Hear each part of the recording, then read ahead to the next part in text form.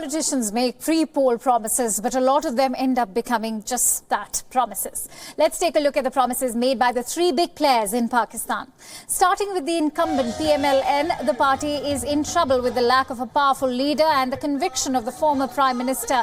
In such a case, PMLN has to make an extra effort to woo voters. Starting with reviving the economy, PMLN promises to revive top-gear economic activity and increase GDP growth to 7%.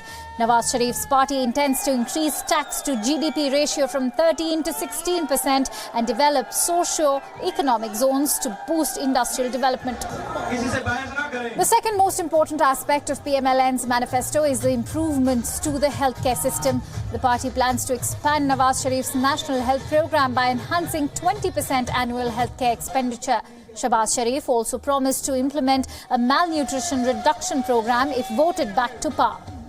Other highlights of the manifesto include interest-free loans to 2 million entrepreneurs, disbursing loans to 2 million persons with disabilities and creating a world-class railway system.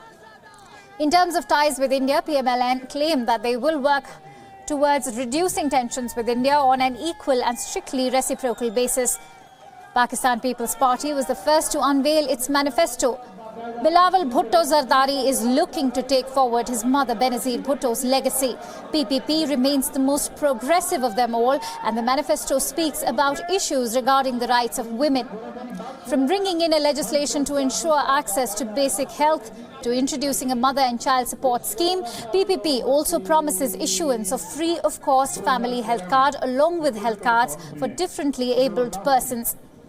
When it comes to foreign policy, Bilawal Bhutto and his party has maintained a mature stand. The manifesto speaks of the need to maintain dialogue with immediate neighbours and consistent ties with all global powers.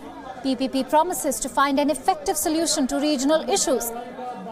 Pakistan People's Party promises to revitalize the BENAZIR income support program. They also plan to increase education spending to 5% of the country's GDP. But what sets the PPP manifesto apart from the rest is the inclusion of their aim to criminalize enforced disappearances. They also plan to establish a Truth and Reconciliation Commission in post-conflict zones.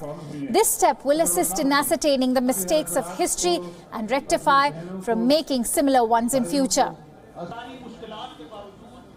Lastly, let's talk about the cricketer turned politician Imran Khan, who has blamed the incumbent government for the rot in the governance system. Declaring that he will make Pakistan an Islamic welfare state, Imran said his party will transform the country in line with the principles that made the foundation of Medina, humanity and justice. He promised to bring accountability to the government and reform the justice system to provide speedy justice. In a country, Imran also promised that if he forms government, he will ensure freedom of press in the country. On ties with India, Imran Khan said they will implement the most viable policy to ensure peace in the region with structural reforms in the Ministry of Foreign Affairs. He added that his government would take steps to utilize Pakistan's strategic location in Asia. Imran Khan has been vocal about the sorry state of his country's economy. In his vision statement, Khan says his party will utilize taxpayers' money to eliminate graft, create 10 million jobs and 5 million homes and build an efficient and robust tax policy.